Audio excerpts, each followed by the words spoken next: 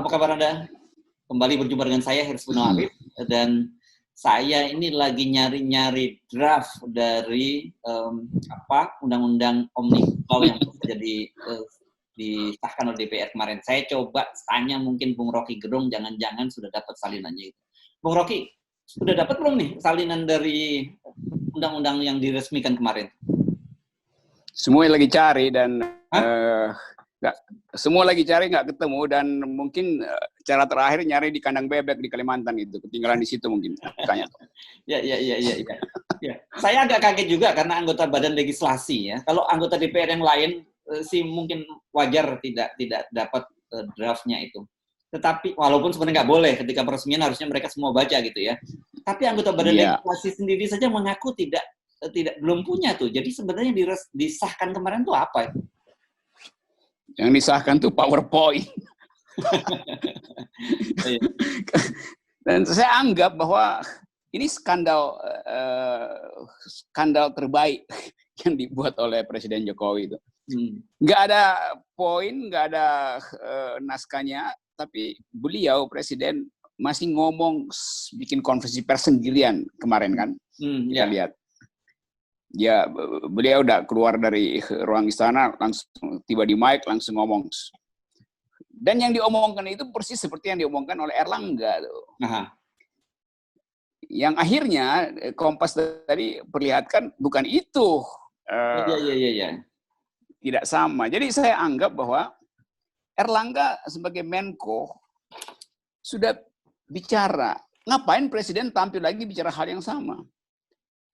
Itu artinya Golkar sekarang punya juru bicara baru namanya Joko Widodo.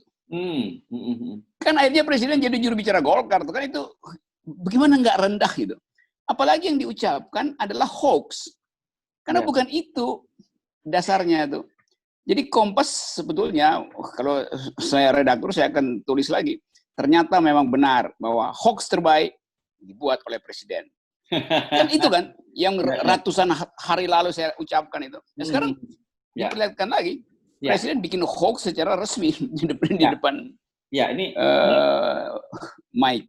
Menarik ini memang yang Anda sebut Kompas ya. Ini Kompas edisi Sabtu 10 Oktober ya. Jadi dia menulis, ini memang gaya Kompas tetap halus sih, membandingkan hoax yang dibantah Jokowi dengan isi Undang-Undang Cipta Kerja. Jadi Undang-Undang Undang-Undang tahun 2013 dan ternyata memang kemudian apa yang disebut oleh Jokowi hoax itu secara halus ditunjukkan oleh Kompas itu bukan hoax, itu memang betul gitu. Jadi sebenarnya yang nyebar hoax siapa itu? Kan gitu ini. Sekarang orang ada di dalam spekulasi itu tuh. Apakah karena Presiden tidak berada di tempat, maka Erlangga ambil inisiatif ngumpulin menteri, lalu konferensi pers, lalu lapor pada Presiden? Kan itu namanya memperalat Presiden kan? Setuju. Saya yakin. Kenapa? Ya. Setuju. Saya nggak yakin Presiden membaca 900 halaman itu ya. Jadi terlihat bahwa kekacauan koordinasi di istana dan COVID, lalu isu demo segala macam itu justru dieksploitasi, dalam arti dimanfaatkan oleh tim ini di bawah pimpinan Erlangga untuk segera mengucapkan sesuatu. Mungkin kalau Presiden punya second opinion, dia mungkin bisa panggil lagi beberapa orang buat lihat yang mana yang betul, yang ini, atau dia baca dulu public opinion selama 1,5 hari kemarin, mungkin dia akan tidak tampil di TV, rapat terbatas dulu. Jadi kelihatannya memang disengaja supaya Presiden mengucapkan hal yang sama dengan yang diucapkan Erlangga, yang ternyata berbeda dengan versi-versi yang beredar di masyarakat. Jadi ini akan dicatat sebagai kejahatan opini publik, dan catatan itu yang mestinya juga dibawa ke Mahkamah Konstitusi nanti, walaupun orang pesimis, tapi minimal publik tahu bahwa lembar-lembar itu adalah lembar-lembar siluman. Jadi kalau dibilang ada 900 halaman atau 900 sekian halaman, bisa halaman 81 itu halaman 18 sebetulnya. Halaman 32, halaman 23. Karena memang mau diselundupkan lagi pasal-pasal yang penuh dengan tipu-tipu itu. Tidak salah kalau orang anggap akhirnya adalah pasal tipu-tipuan atau undang-undang tipu menipu. Nah, ini yang menarik. Saya banyak dapat video-video gitu. Ada seorang pejabat yang demonstran gitu, kemudian tanya, kamu memang sudah baca undang-undangnya begitu, dan kebanyakan kan hampir semua demonstran tidak membaca undang-undang. Karena kalau demonstrannya mungkin pinter sedikit, dia akan balik tanya gitu, emang Bapak sudah baca gitu. Itu yang terjadi itu, dan anak STM lebih pintar sebetulnya. Kalau dia ketemu anak STM, anak STM pasti bilang, itu lagi di fotokopi tuh, ntar lagi dibagiin ke gue tuh. Karena nggak jelas yang mana kan. Jadi bayangkan aja, petugas di brief untuk membohongi demonstran. Segala upaya diucapkan supaya orang percaya bahwa yang diputuskan pemerintah itu adalah baik. Akhirnya presiden mesti turun sendiri menerangkan ulang hal yang sama sebetulnya. Jadi keburukan itu justru terlihat karena kebohongannya terlalu berlapis. Lain kalau kebohongan itu satu tetapi utuh, itu mudah dipertahankan. Ini bohongnya berlapis-lapis. Dan klaster-klaster itu juga mengundang banyak kebohongan pasti. Orang kan cuma fokus pada soal tenaga kerja, masih ada soal pajak, soal kehutanan segala macam. Jadi bayangkan misalnya satu klaster aja udah tipu menipunya udah berlapis-lapis, apalagi klaster yang lain tuh, pajak macam-macam itu, soal asuransi segala macam tuh. Jadi memang ini sebetulnya ini momen yang bagus untuk diperlihatkan pada publik bahwa kekacauan itu dimulai dari arogansi untuk mengendalikan opini publik. Jadi dari awal diam-diam segala macam, pindah-pindah lokasi pembahasan, udah dipertontonkan aja kan. Dan kita menganggap kekacauan semacam ini adalah tanda awal atau bahkan tanda akhir dari kolapsnya kepercayaan publik. Udah di tingkat maksimal. Ya. Saya mungkin malah lebih tertarik begini nih, karena saking misteriusnya dan yang menjadi menarik, mungkin menarik kalau kita adakan semacam kuis atau lomba cerdas cermat gitu antara DPR, pejabat pemerintah, anak STM gitu, buruh, untuk menyebutkan bunyi pasal-pasal begitu, seperti Tante Lala membimbing nanti untuk menyebutkan Pancasila gitu. Itu ide yang paling bagus tuh, buat bukan sekedar menguji pengetahuan, tetapi menguji psikologinya. Sebab ada yang mungkin nggak mau membaca tuh, dia takut salah baca karena dia ada dua konsep tuh, si anggota DPR punya dua konsep yang sengaja diberikan untuk kalau keadaan begini kamu ngomong gini, kalau keadaan begini kamu ngomong yang lain. Jadi permainan isu itu terlihat sekali saling menutupi kesalahan. DPR akan tutupi kesalahannya, kami belum terima juga badan legislatif. Ngapain? Kalau perlu kan badan legislatif berbohong aja bahwa kami udah terima, tetapi bagian-bagian yang kami highlight itu belum selesai kami highlight, nanti kami 12 jam lagi kami berikan. Jadi terlihat bahwa cemas badan legislatif karena akan dicatat oleh sejarah. Sejarah akan catat badan legislatif meloloskan naskah yang belum final itu. Jadi mungkin 20 menit setelah diketok palu, dibawa ke belakang, dikoreksi, masukin file lain, itu kan kejahatannya kan di situ. Dan itu diatur dari awal. Karena memang diinginkan supaya malam itu juga dia mesti diselesaikan. Ya, tapi saya kira agak susah untuk melakukan itu karena di dalam badan legislasi itu kan ada ada anggota juga dari dua partai, yakni Demokrat dan PKS yang mereka menolak. Jadi dari sini saya kira skenario untuk menutup itu agak sulit dilakukan, Bung Rocky. Tapi dia mesti usahakan dulu tuh kan, karena dia tahu Demokrat sama PKS juga nggak pegang apa-apa.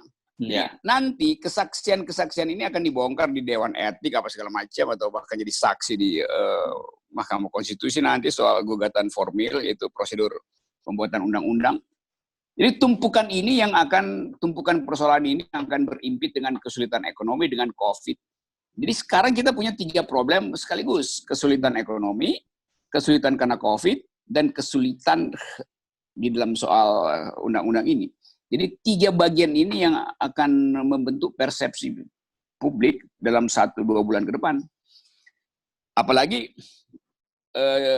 keyakinan pemerintah bahwa undang-undang ini akan mengundang investasi langsung dibantah oleh 40 investor global yang akumulasi kapitalnya 4,1 billion dollar yang mengatakan kami tidak akan invest karena undang-undang ini adalah undang-undang yang merusak lingkungan dan itu tidak sesuai dengan perkembangan etika bisnis dunia. Jadi apalagi yang mau dipertahankan? Kalau orang mau kayak tetangga saya yang bikin pesta lalu pamer ke seluruh satu RT bahwa akan ada penyanyi dangdut terkenal. Terus penyanyi dangdut bilang, enggak, saya nggak pernah diundang, saya nggak ada kontrak dengan tetangga Anda. Apalagi yang mau ditipukan. Investor sendiri bilang, kita nggak akan datang. Jadi terlihat bahwa Indonesia diamati bahkan oleh seluruh segmen bisnis internasional. Buruh menolak, buruh internasional menolak, investor internasional menolak. Jadi malunya itu di situ, mau berlapis apa? Siapa lagi yang mau dipercaya? Karena itu sebetulnya setelah ada kuis tadi semua nggak bisa menjawab, maka mereka rame-rame mestinya di lockdown di kandang bebek di Kalimantan itu. Satu kabinet di lockdown di situ tuh. Supaya belajar dari bebek gitu. Oke, ini memang kayaknya bebek sedang naik daun ini sekarang. Iya tuh. Ya, oke, Bung Rocky kalau lihat kan terang apa? Ya, silakan. Kenapa? Silakan. Iya, saya anggap bahwa akhirnya kabinet hari ini diketahui oleh bebek-bebek di Kalimantan kan. Wek. Rasain katanya. Yang biasanya emoticon doang, sekarang betul-betul terjadi. Kalau kita melihat kekacauan ini menunjukkan bahwa memang sejak awal ada rencana-rencana buruk lah di balik undang-undang ini. Jadi bagaimanapun juga kemudian agak sulit bagi pemerintah untuk menutupi fakta-fakta bahwa undang-undang ini disusun dengan niat yang tidak cukup baik. Iya, niatnya memang benar-benar jahat. Kan undang-undang yang bagus itu harus dengan lega diberitahu pada publik atau diberitahu pada mereka yang akan terkena undang-undang ini. Jadi menyembunyikan motif itu bukan sekedar ikat buruk, itu adalah kejahatan loh. Kan prinsip di dalam hukum, siapa yang akan terkena dengan undang-undang itu, dia harus dilibatkan dari awal. Naskah akademis nggak ada, padahal di dalam daftar Dewan Pakar, separuh dari rektor Indonesia itu ada di situ. Masa nggak ada naskah akademis? Itu penghinaan terhadap kemampuan intelektual para profesor di situ dan para rektor. Atau memang para rektor ini juga dan profesor-profesor itu juga udah jadi bebek, jadi memang nggak perlu diajak untuk berpikir akademis. Kalau dengan begitu ini busnya jenis bus apa nih ya yang bisa muatan yang seperti itu? Ya bus buat ngangkut bebek itu yang lebih pas kan ada bus buat ngangkut keranjang-keranjang bebek. Dan ya itu karena yang terlihat memang itu cara berpikirnya adalah bebek, cara berkumpulnya adalah bebek, bunyinya. Itu ada pepatah Italia bilang begini, jadi pepatahnya bilang begini, if it walk like a duck, quacks like a duck, looks like a duck, it must be a duck gitu. Jadi kalau ada sesuatu bunyinya kayak bebek, jalannya kayak bebek, dan wajahnya kayak bebek, dia pasti bebek gitu. Jadi ya itu yang diangkut pakai truk bebek. Ini pepatah Italia lah, bukan saya. Pepatah Italia itu ya, gitu. Kenapa jadi relevan dengan apa yang terjadi sekarang ini gitu? Ada kaitannya dengan bebek lagi. Karena orang capek untuk bikin metafora buat membaca gejala ini. Jadi satu-satunya cara adalah meminta pertolongan bebek untuk menafsirkan undang-undang ini. Karena kalau kita tanya pada menteri ngomong juga wek. Dia nggak tahu kan apa yang mesti ucapkan. Anggota DPR juga begitu wek. Artinya menghindar karena itu cuma bunyinya doang tuh. Jadi sekaligus daripada kita tanya pada orang, mending kita tanya pada bebeknya aja kan. Apa sih isi undang-undang itu? Saya kira gagasan menarik nih, karena kalau kita tanya kepada siapapun termasuk di DPR, mana draft yang final mereka tidak bisa menjawab, pemerintah juga tidak bisa menjawab. Yang paling pas tadi menurut Anda tanya saja pada bebek gitu. Yes. Oke. Biasanya tanya pada cebong, tapi kelihatannya diskursusnya pindah tuh dari kolam cebong pergi ke kandang bebek. Saya kira itu bisa jadi headline di media massa tuh. Oke. Baik. Terima kasih, Bung Rocky Gerung. Yes. Oke.